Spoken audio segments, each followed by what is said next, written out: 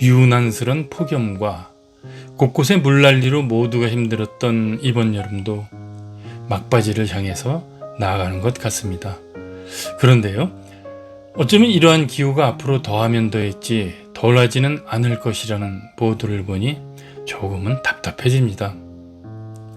그래도 인간이면 누구나 죽는다는 것이 절대 진리이듯이 계절의 변화라는 것 역시 누구나 거역할 수 없는 진리이다 보니 머지않아 시원한 가을도 우리 앞에 짠!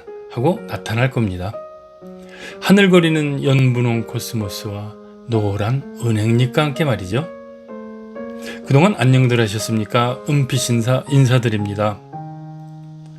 오늘 소개해드릴 책은 한국을 대표하는 시인 박목월 시인의 아들이시기도 한 서울대 박동규 교수님의 보이지 않는 마음의 순례란 책입니다.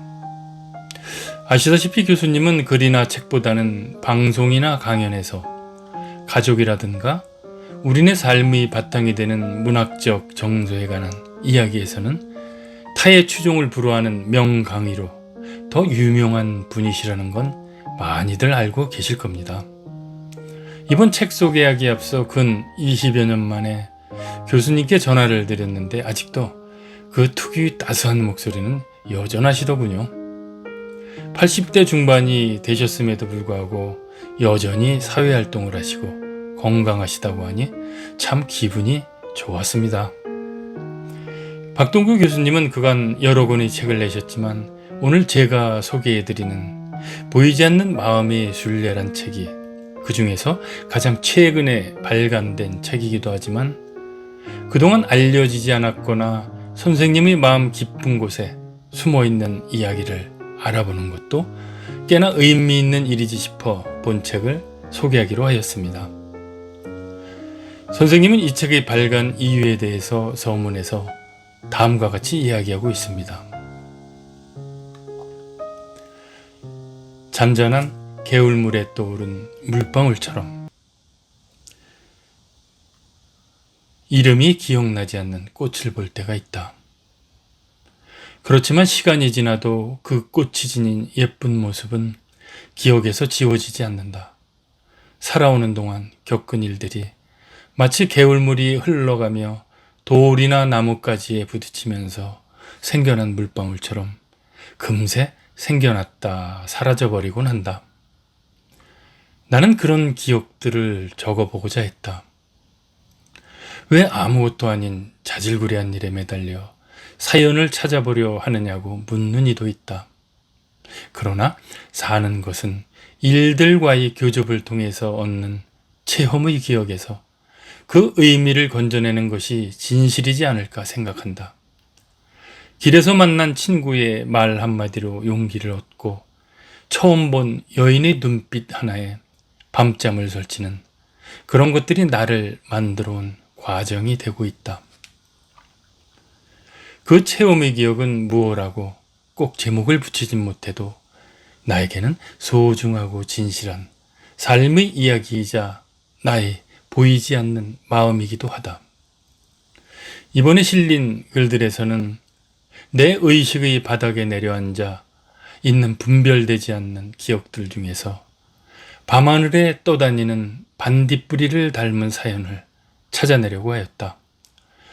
비록 조금은 지나간 세월이 먼지에 덮여 낡은 문화의 흔적이 있다고 할 수 있다. 그러나 세월 따라 변해버린 삶의 행태가 아름다운 생명의 본질을 털어낼 수는 없으리라고 생각한다. 그럼 본문으로 들어가 볼까요? 흰 머리카락. 38살 되는 해 아버지가 돌아가셨다. 그 다음에 흰 머리카락이 귀 위에 조금 생겨났다. 아버지가 물려준 시 전문 잡지를 내가 맡아서 운영을 하느라고 노심초사한 것도 있겠지만 그보다는 심리적 충격이 나를 긴장시키고 힘들게 했던 탓이었다. 어머니를 모시고 5 형제의 맞이일도 보통 어려운 것이 아니었다. 아버지가 계실 때 나는 우산 속에서 비를 피할 수 있었다. 그러나 돌아가시고 나자 맨머리에 그대로 비를 맞는 것처럼 나는 허허롭게 혼자 서 있어야 하는 것 같았다. 흰머리는 내 사정을 아는 듯이 해마다 번져갔다. 이마 위 머리카락도 곧 하얀 머리카락으로 변했다. 친구들은 흰머리가 되면 교수로서의 권위도 있어 보이고 멋지다고 하였지만 나는 일찍 늙어가는 것 같아 속상했다. 50이 가까이 되던 어느 날 학교에서 돌아와 아버지 젊은 시절 사진을 책에서 보았다. 스포츠형 머리 모양을 하고 계셨다. 그제야 아버지 머리카락에 대해 기억났다. 아버지는 젊은 날 운동선수들처럼 두발을 짧게 자르셨다. 내가 왜 짧게 자르시냐고 묻자 아버지는 손질하기가 쉬워서 그런다고 하였다. 어머니는 곁에서 아버지가 머리를 짧게 자르시면 더 멋지게 보이지 않니? 하고 말하셨다. 나도 덩달아 짧은 머리가 더 멋져 보여요. 라고 말했다. 나는 이 일을 잊고 살았다. 그러다가 아버지가 돌아가시기 몇 달 전 병원으로 입원하시게 되었을 때 병실 문을 열자마자 한눈에 병상에 누워 계시는 아버지 유난히 하얗고 긴 머리카락이 눈에 띄었다. 짧은 머리카락만 보아왔던 나에게는 큰 충격이었다. 하얀 머리카락을 하고 누워 계시는 아버지가 다른 사람 같았다.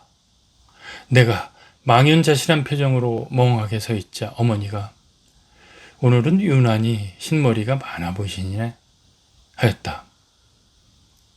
한참 후 병실을 벗어나 집으로 돌아오는 길이었다. 아버지의 짧은 머리는 흰 머리카락 때문이 아니었을까 하는 생각이 들었다. 5 형제를 품에 안고 살아오는 동안 남보다 더 빨리 머리칼이 하얗게 되어서 스포츠 머리로 짧게 자르셨던 게 아닌가 싶었다. 손등에 주름이 가득하다. 누가 내 손등에 고생의 강을 그려준 것도 아닌데 내 머리는 백발이다. 아버님이 돌아가시고 생긴 흰 머리카락이 이제는 흰 눈처럼 하얗다. 굽이치는 삶의 계곡을 건너는 일들은 언제나 내 심장에 그대로 살아있다. 자갈이 물을 만나 둥글게 바뀌는 것을, 세월의 무늬가 살아있음에 즐거움인 것을. 이 시는 흰 머리칼 하나에도 삶의 흔적이 얹힌다는 것을 느끼면서 살아오는 동안 나와 함께 해온 것들에 대한 연민을 그려본 것이다. 어제 전철 안에서 내 손등을 보니 쭈글쭈글하게 주름이 가득하였다.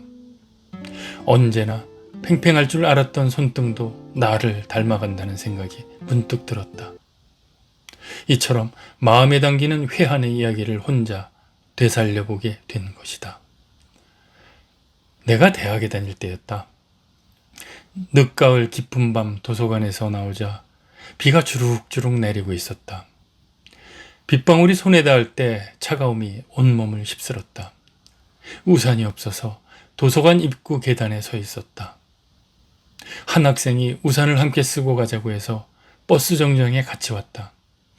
그렇지만 우리 집 가는 버스가 늦게 오는 바람에 학생이 먼저 갔고 내 옷은 비에 젖게 되었다. 버스 안에 사람이 많아서 젖은 옷이 남에게 닿지 않도록 열심히 버텼지만 어쩌다 밀려 닿을 때도 있었다. 버스에서 내렸을 때도 비는 여전히 내렸다. 빠른 걸음으로 집을 향해 가던 중에 갑작스레 누가 우산을 머리 위로 가져왔다. 고개를 돌려보니 아버지였다. 너무 놀랐다.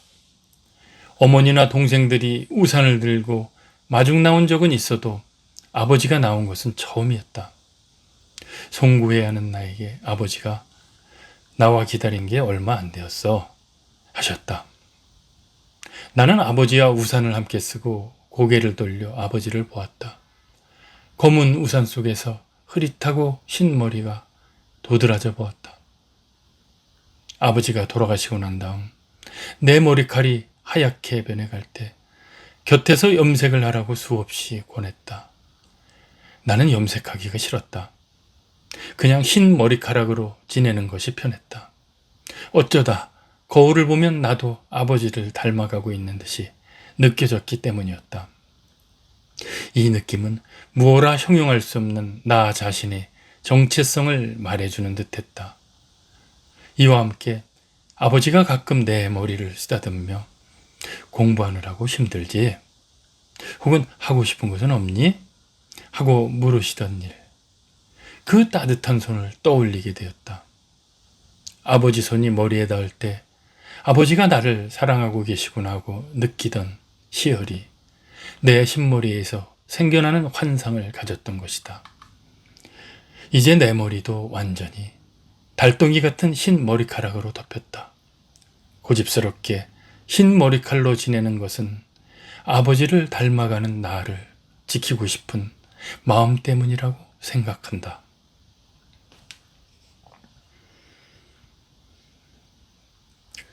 비 오는 날. 비가 주룩주룩 내리는 날이었다. 그날은 유난히 늦게 일어났다. 아버지와 동생들 넷은 전부 학교에 가고 어머니만 안방에 앉아 있었다. 어머니가 나를 위해 차려놓은 아침밥을 먹고 아침상을 부엌에 내놓았다. 그리곤 방에서 옷을 차려입고 가방을 들고 현관을 나섰다. 아직도 밖에는 비가 주룩주룩 내리고 있었다.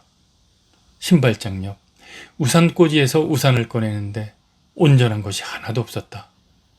이미 동생들이 전부 집어가 버린 후였다. 비닐 우산을 펼치니 절반 정도밖에 펴지지 않았다. 겨우 머리만 가릴 수 있는 정도였다. 하는 수 없이 그 우산을 쓰고 버스 정류장까지 갔다. 버스가 도착했을 때 나는 우산을 잽싸게 가로수 쓰레기통에 던지고 버스에 뛰어 올랐다. 광화문에 도착하여 버스에서 내렸다. 비가 더 세차게 내렸다. 나는 큰 길을 건너서 빌딩 문 앞 한 구석에 가만히 서 있었다. 우리 학교 학생이 혼자 우산을 쓰고 지나가기를 기다렸다가 얻었을 생각이었다. 마침 키가 작은 중학생이 혼자 걸어오고 있었다. 그는 까만 헝겊 우산을 들고 있었다. 나는 그의 우산 속에 머리를 넣고 함께 가자라고 말했다.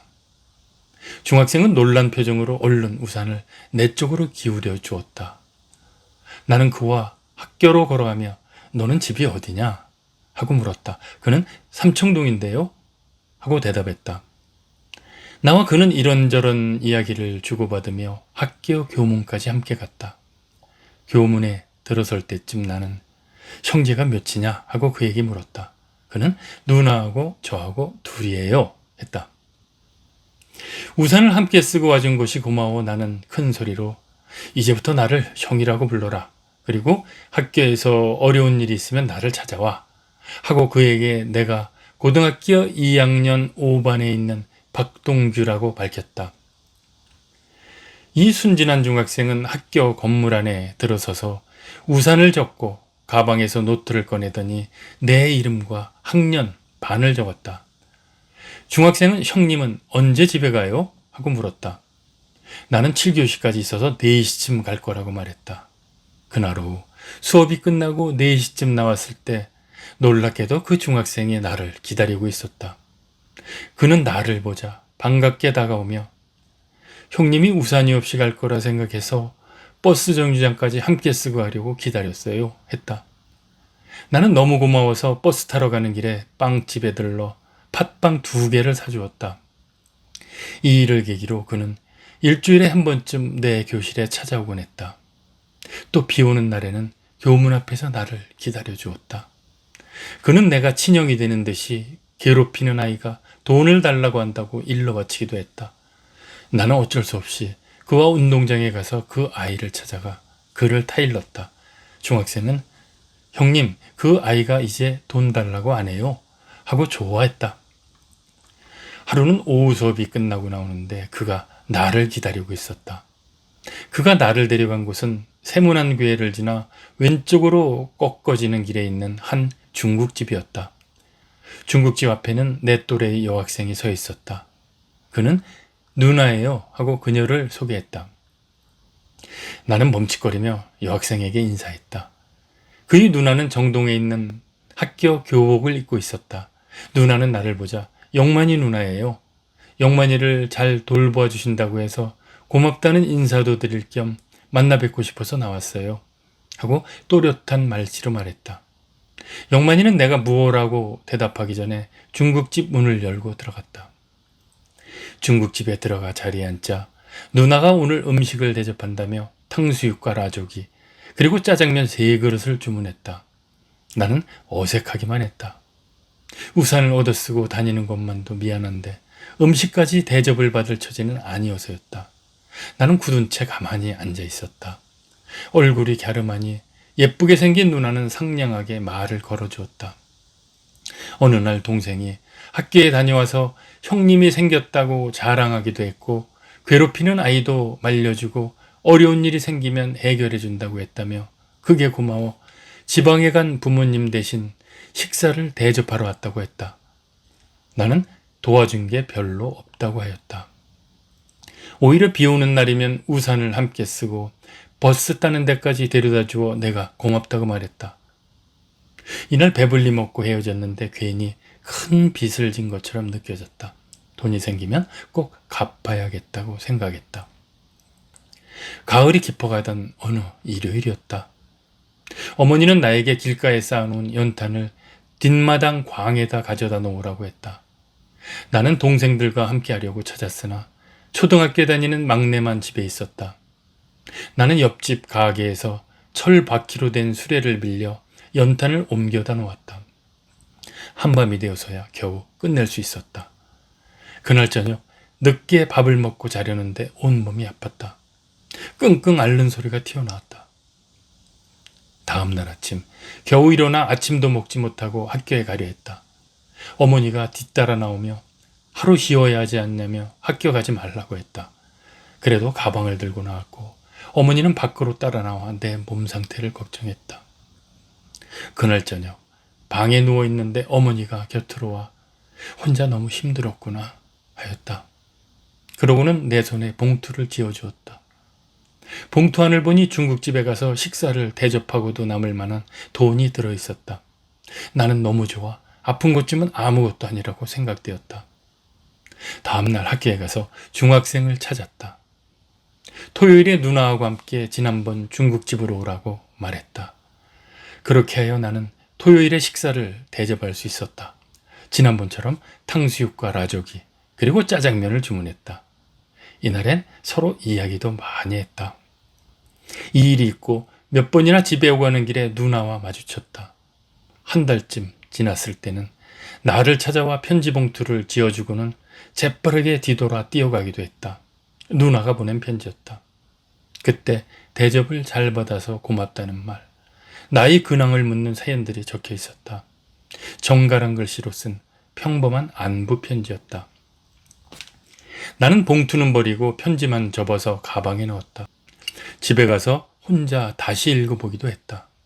글 속에는 무슨 암호처럼 내가 알지 못하는 마음 한 조각이 담겨있진 않나 싶어 몇 번이나 다시 읽었다.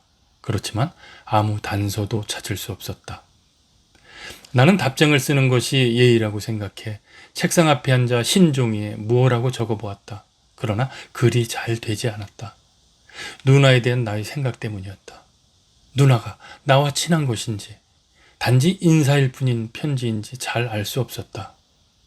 며칠을 썼다가 종이를 찢고 다시 쓰기를 반복하다 겨우 다음에도 다시 만나기 바란다는 어설픈 답장을 보냈다. 동생에게 편지를 들려보내고 일주일쯤 지났을 때 동생이 다시 편지 봉투를 가져왔다.